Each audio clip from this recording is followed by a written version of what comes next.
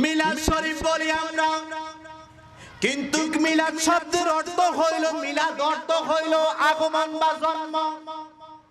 নবীজির ক্ষেত্রে হবে আগমন, কারণ নবীজি কোন দুনিয়ার মানুষের মতো না।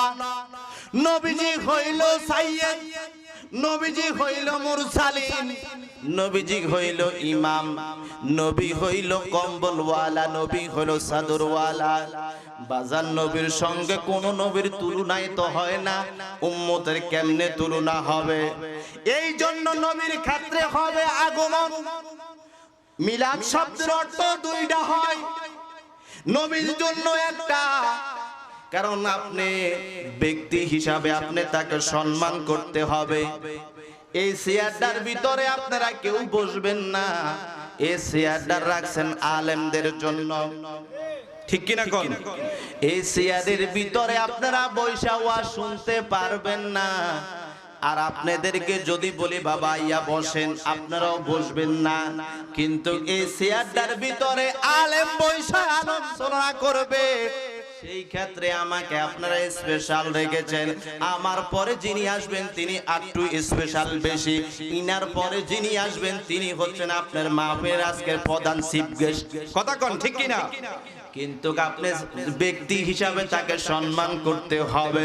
কিন্তু আমার নবী হইল সাইয়্যিদুল মুরসালিন, আমার নবী হইল খাতামুন নাবিয়্যিন।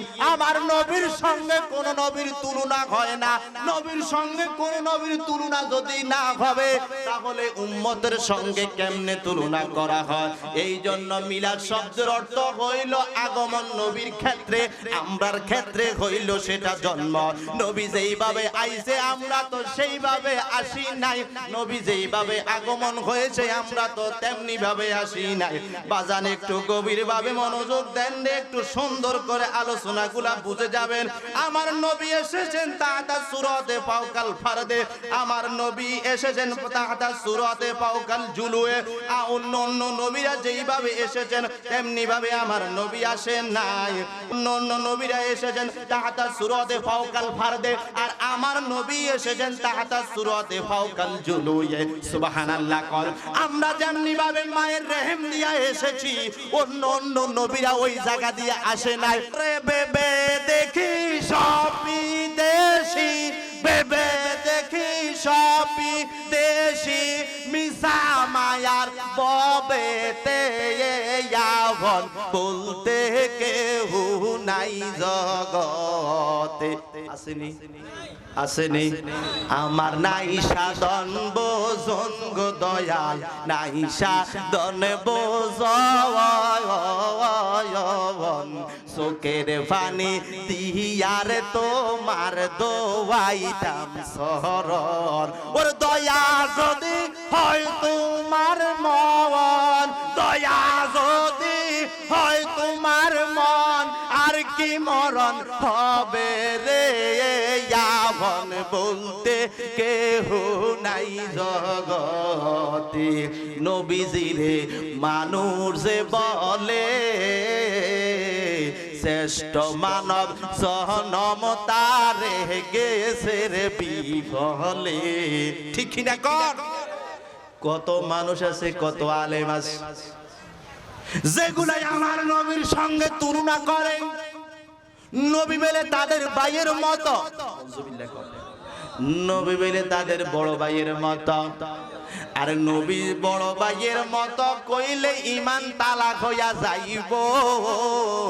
আর নবীকে তোমার বড় ভাইয়ের মতো কেমনে কও? অন্য অন্য নবীরাই তো নবীর সঙ্গে তুলনা দেয় না। আমার নবী মেরাজের রাত্রে মসজিদে আকসার ভিতরে অন্য অন্য নবীরা দাঁড়াইয়া রইছে মুক্তাদি হইয়া। আমার নবী আস্তে আস্তে একটু দেরি করলেন, দেরি করার পরে দেখতেছেন যাই নামাজটা খালি, যেই জায়গার ভিতরে অন্য অন্য নবীরা যাইতে পারে না। আর আমার মতো, আমার আপনার মতো এমন মানুষ নবী বিলে ভাইয়ের মতো, জোরে কোন? এই জন্য তো বলি ওরে আলেম গেছে জালেম হইয়া, কোরআন পড়ে সন্ডালে, সতী সাধুর পাত মিলে না সোনার হার পেশার গলে যদি চিহ্নিত কোরআন হইতো মানুষের কল্যাণ যদি চিহ্নিত কোরআন হইতো মানুষের কল্যাণ এখন মুখে মুখে সব মুসলমান কাজের বেলায় ঠনঠনা শুধু খাইলে নামাজ হবে না ও মন বুঝো না ঘুষ খাইলে নামাজ হবে না ঠিক কিনা কম যদি আলেম যদি এই কথা বলে তাহলে আলেমের জায়গা আলেম আর থাকে না কারণ আমার মতো আপনার মতো যারা এই কথাগুলা বলে তাদের চাইতে আরো পণ্ডিত আছিল কথা কন এখন তারা আসেনি কিন্তু তারাও তো এমন জোর খেলাইছে ঠিক কিনা কন